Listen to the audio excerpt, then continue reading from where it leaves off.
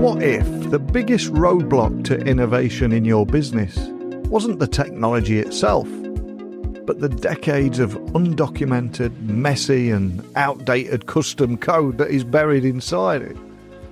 Well, in today's episode, I'm going to be sitting down with my new friend Leo from Syntax, and he's a man who has made it his mission to tackle one of the most persistent headaches in the SAP ecosystem and beyond.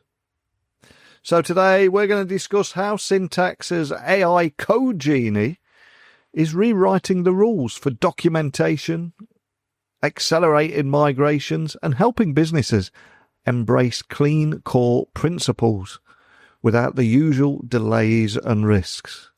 And they're also launching the GenAI Starter Pack, which is designed to help companies take their first confident steps into generative AI without locking themselves into a single vendor. And whether you are knee-deep in ERP migration or just curious about how AI might be able to help you untangle years of technical debt, I'm hoping today's conversation will give you a few fresh ideas that you can take back to your own teams.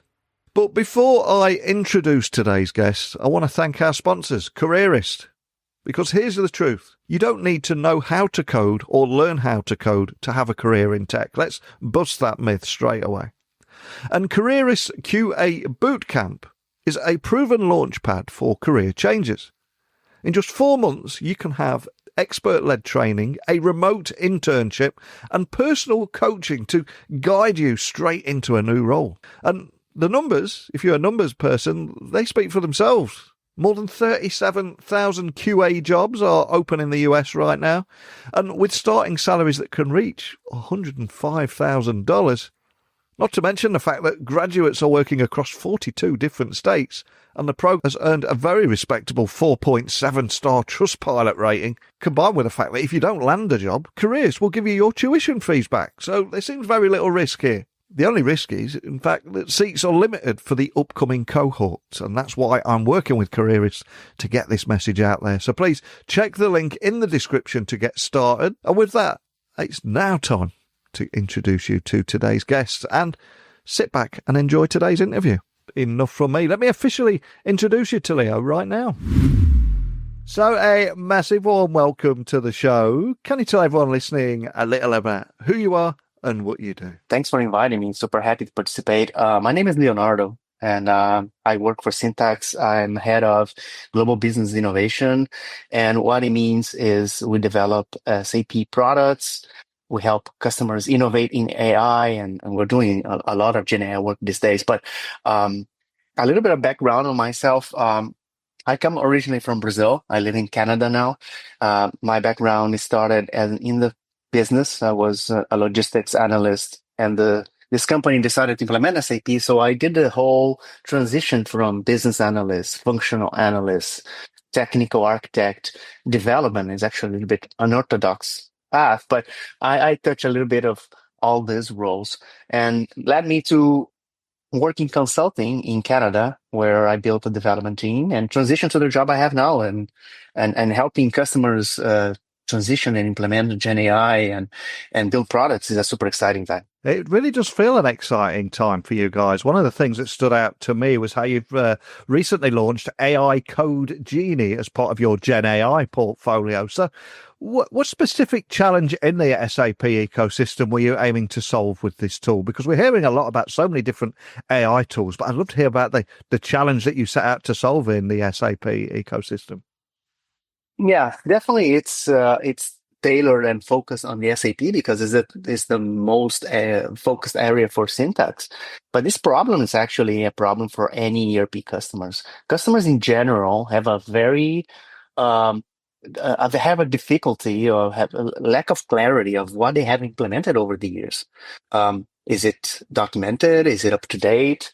That situation is across the board, and it even goes beyond ERP. Every time you build something, you get excited about building, but then documentation tends to be second, third priority. Why? Because people don't like to document. And also, people don't like consume documentation. So either what we're saying over and over, documentation doesn't exist, or it's not up to date. And even if the cases where they exist and they're decent.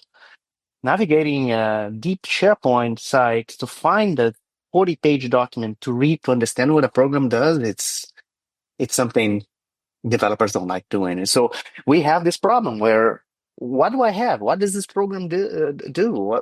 What breaks if I change something? So that is a regular problem for most customers. It really is. It's a big problem to highlight as well. And custom code has long been a sticking point in SAP migration. So I suppose the big question is, how does AI CodeGenie streamline documentation and help reduce the risk well, not just the risk, but reduce the risk and delay that custom code typically creates? Because I suspect people listening all over the world, we've all seen or been impacted by some of that custom code. So tell me more about that. Yeah, so definitely when we talk about migrations, we are faced with a situation. We need to understand what we have, to understand what needs to be changed, what needs to be adapted, and then we're faced with that situation. What is the state of my documentation? Do I know what I have, what the programs do, and do I have multiple versions of the same thing across my environments? But again, this problem also exists elsewhere. We have situations where, I mean, have you ever heard of customers overly dependent of one developer because he is the only one that understands what this very critical program does?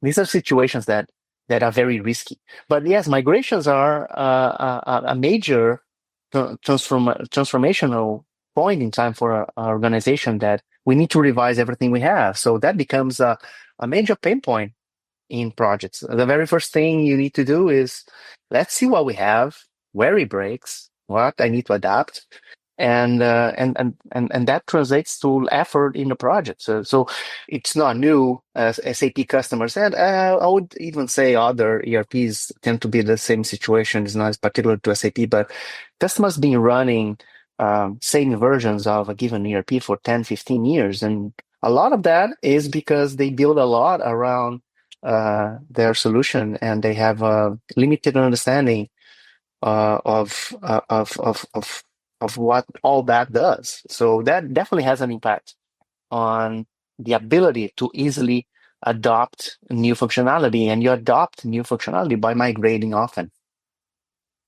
And you've also positioned CodeGenie as somewhat of an enabler for clean core adoption on SAPS and 4HANA Cloud. So what does that clean core mean in practice, and why is it such a priority for SAP customers now? Yeah, this question comes often. So clean core is a software engineering approach that has been there for a long time, but the term has been canned and used often by SAP recently with all this move to cloud. Why? Because SAP ERP has been one of the most customizable ERPs out there. And most vendors have been very open and encouraging to customers to say, add your own flavor to top of it. And customers been running SAP and other ERPs for 10, 20, 30, 40 years. And they end up with that, with this code debt, with this a huge amount of development. So what is clean core? Clean core is the idea that you don't code inside the application itself, even if the options exist. You decide to code outside, and you interface with that application by some APIs that are published and that guarantee to not change. So SAP, in this case, SAP is published a whole bunch of APIs that you can use, and these APIs are guaranteed to be stable. They are stable, so the application underneath can be upgraded once a year, once every 2 years. In the case of public cloud, twice a year. And what is going to break to what you build is very minimal, because it limits to that API that is stable. So you build on the side, innovate fast, use the best tools out there, the best platforms that you can, and innovate fast. But go with an approach of adopting standard functionality first. If you can't, then code outside. And that way guarantees that it's a lot more maintainable and more stable as a solution when you put in place. So pays off on the long term. And one of the things that caught my attention was how AI CodeGenie also includes a chatbot that is able to provide real-time insights into code functionality and business value. So I'm curious, how are teams using that feature to make smarter, faster decisions? It sounds incredibly cool, but I'd love to hear more about how people are using it. Yeah, that's we consider that one of the major features of the product, because when we started, we wanted to tackle the problem of creating and maintaining documentation, but with the mindset of still the old approach of generating documents and storing them somewhere. But we are in 2025, and adoption of documentation generated is also a major problem. As I mentioned before, you have a pristine, state-of-the-art document that you created that costs a fortune to keep up to date, but people are not reading because they're not finding, or they are going through a SharePoint site, finding it, but seeing that it's 50 pages, and people want to ask questions quickly. And what we're seeing with CodeGenie is that people are going to the chat directly and asking direct the questions they have. What does this program do? And the use cases coming up are starting to see that it really pays off, and it's transformational, because we were asking the other way around. Do I even have a program in all my programs, a program that does this, or the upload sales orders from Excel?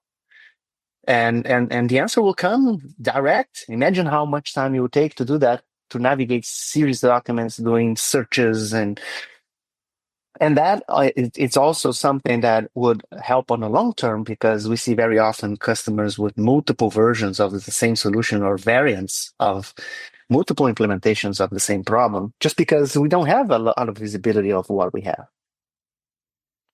And also, I think many organizations, they're constantly worried or concerned about AI and data privacy. It's a topic that keeps coming up time and time again. So how does CodeGenie ensure that sensitive custom code is secure and not exposed during AI processing? Again, it's probably a question you're getting asked a lot at the moment.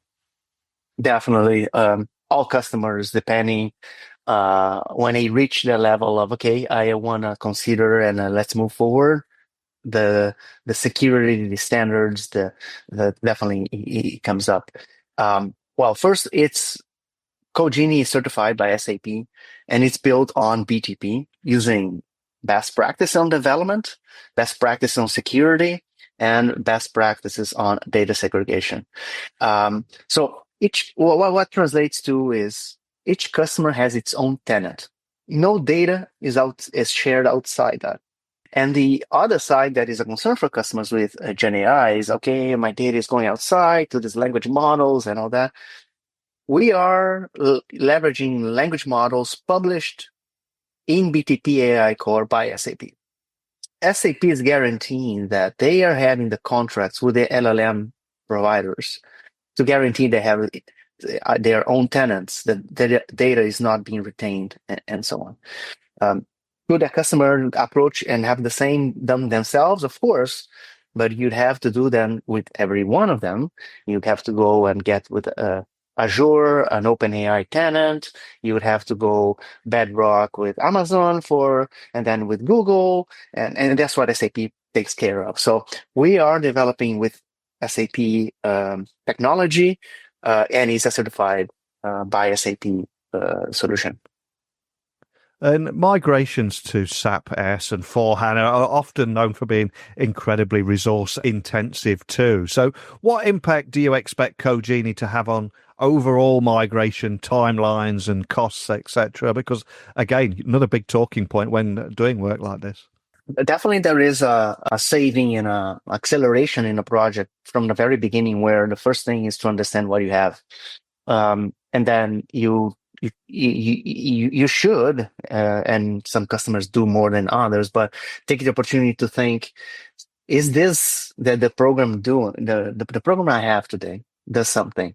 Is this something replaced by standard functionality? Should I deprecate what I had? This exercise is worth doing. So CodeGenie puts that on a plan and provides that opportunity.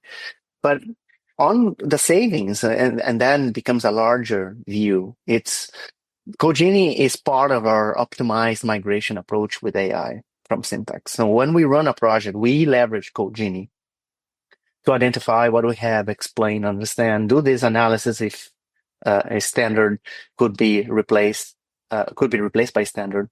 And even opens the door to say, because we have other tools that help accelerate implementation, we'll say, well, if I had this and I want to re-implement, let's accelerate the re-implementation in a clean core approach. So it's an overall view. And when we look at acceleration and timelines and cost, is highly dependent on each customer situation. But we got to look at the overall savings that we bring with our methodology. And from a user experience perspective, how easy is it to adopt and deploy CodeGenie within complex SAP environments? Because, again, getting that user experience right, everything falls down if that's not mastered, right? Yeah, definitely. And one of the main pain points we've been finding for all our careers is when we have to deal with the underlying systems. We have to install add-ons. We have to bring IP. We have to put programs in, and that is a very sticky situation. And that's where, in the past, projects either fail or delay. Our approach with CodeGenie has been one that we're leveraging standard APIs. SAP has APIs today that are leveraged out of the box. The only thing we need to do is, one, on our side, we provision the tenant that is for the customer, and the customer opens the connection to the tenant via the SAP Cloud Connector. So there is a connectivity work that is very straightforward, and we leverage standard API. So we're not touching the underlying systems, or we should be able to put the system tenant up and running in a matter of days. And you mentioned add-ons there, and Syntax is also introducing, I was reading recently, a GenAI starter pack. Tell me more about that. It seems incredibly exciting too. Yeah, so on the GenAI side of things, everyone is looking at it, is either actively asking questions or is working on it on parks or deployments. GenAI is where all the attention is, and there's no needless to say, right? And then customers, they come and they ask. As I said, they're in different stages, but where do I start? How do I start? Which tools? What's the approach? And the starter pack is an offering we came up with that we help address most of these questions. We have a platform that we highly recommend to start because it's a great starting point. It addresses the point of you don't want to lock in with any particular vendor. You want to remain flexible and flip from one language model to another. And we have that.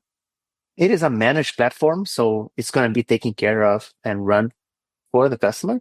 But we have then a service offering that complements this and completes the starter pack.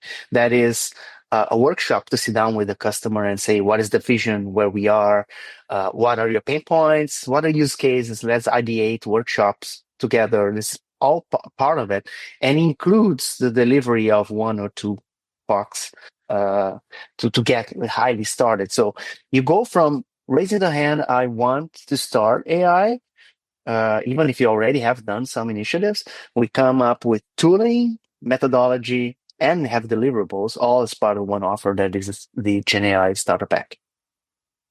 So looking ahead, if we look at CodeGenie, the GenAI starter pack, and everything that we've talked about today, how does it all fit into Syntax's broader AI and automation roadmap, especially as many business leaders listening will be looking to modernize across multi-cloud and hybrid ERP landscapes, etc.?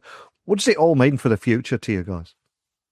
Yeah, definitely a big center of attention, a lot of investments internally, not getting to the details, but we are working a lot on introducing a lot of AI tooling and changing the way we run projects for customers, because we believe in passing this savings to customers. We want to run faster. Everyone is going to be eventually doing that. So we want to remain in the forefront of this. Running projects faster by leveraging GenAI to help run the project, build the custom solutions, and run the systems for customers. So all the way from ideating, from explore, build to run. And we're going to give an example. One of the things we are building is, and it's actually more complete in the view because we touched the point of CodeGenie, and we have tools to help accelerate the development. These tools to help accelerate the development are going to be delivering clean core. So if you put those two things together, we are, via AI, accelerating or highly automating the in-core to clean core transition. That is one of the holy grails of the SAP environments these days. We all know we should go clean core. It's a super difficult value proposition to make because you have to invest a lot of money to simply make what you have today work, but in a different implementation way. So if that can be highly automated, customers will jump in. Right now, they're holding their horses because it's a typical value prop. But once we crack that, that is a big differentiation. So there's a lot being done on the GenAI side of things with Syntax and how we run our projects and serve our customers, how we embed in our products. CodeGenie is a good example. And all the service offerings that we have. We have a professional services unit to help customers on their GenAI journey. And listening to you today, I think you're leading the way and at the forefront of giving AI tools, accelerating and transforming this space. But on the flip side of that, I think for everybody listening, including myself, there's a real pressure on everyone to be in a state of continuous learning. And if you're someone at the forefront, I would imagine you would feel it more than most because people are following you here. So where or how do you self-educate? How do you keep up to speed with the pace of change? Yeah, I think successfully keep up to date. You need first to adopt an approach of opening and regularly follow and systematically proactively go after. I'm saying that because there is no one answer I'm going to give you. Yeah. It's going to be on the web, right? On the SAP, there's the community.sap.com. Great place. So much information that is for SAP. There is so much more out there to get you and keep you up to date on GenAI, innovations on SAP. So these are the places that go, but it all works when you implement yourself that method, the rigorous method of continuing to pursue that knowledge. And it's a weekly follow up on podcasts. It's a reading on blogs and podcasts like what we're recording today, but having that done on a regular basis. Absolutely love it. What a fantastic answer. And for everybody listening that's enjoyed our conversation today, if they want to learn more about Syntax AI CodeGenie or the GenAI Starter Pack or everything we talked about today, where would you like to point them? Yeah, sure. So our website, www.syntax.com, great place to go. All information is there. Or even write us an email on hello@syntax.com. Fantastic. Well, I'll add links there to make it easy for people to find everything. And we covered so much there. And I'm loving how you're automating the creation and upkeep of documentation. As an ex-IT guy, it's something that used to frustrate the life out of me. And not only keeping it up to date, but also where it's stored, where to find it when you need it. And love how you're using AI and technology to solve so many problems here. I'd love to hear what people listening take away from it, how they use it. If you do use it, I'd love to hear from you. But more than anything, Leo, just thank you for starting this conversation. Well, thank you. It was a pleasure. I think listening to my guest today, it's clear that the future of enterprise AI isn't just about adding shiny new tools. I think it's making the invisible visible, creating clarity where complexity has ruled for so many years.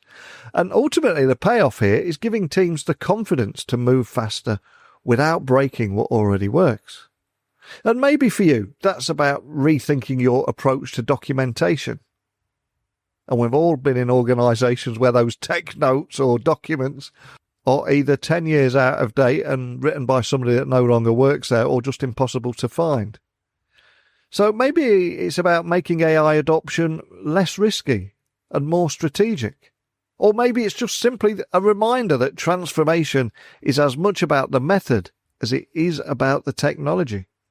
So if you found any value in today's discussion, I'd love for you to share the episode with a friend or colleague who might be facing similar challenges.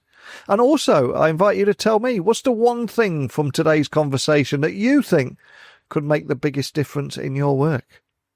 Let me know. Let's put all our ideas and experiences into a melting pot, and maybe we can all help each other. So techblogwriter@outlook.com, LinkedIn, X, Instagram, just @Neil C. Hughes. But that is it for today. So thank you as always for listening, and I'll speak with you all again very soon. Bye for now.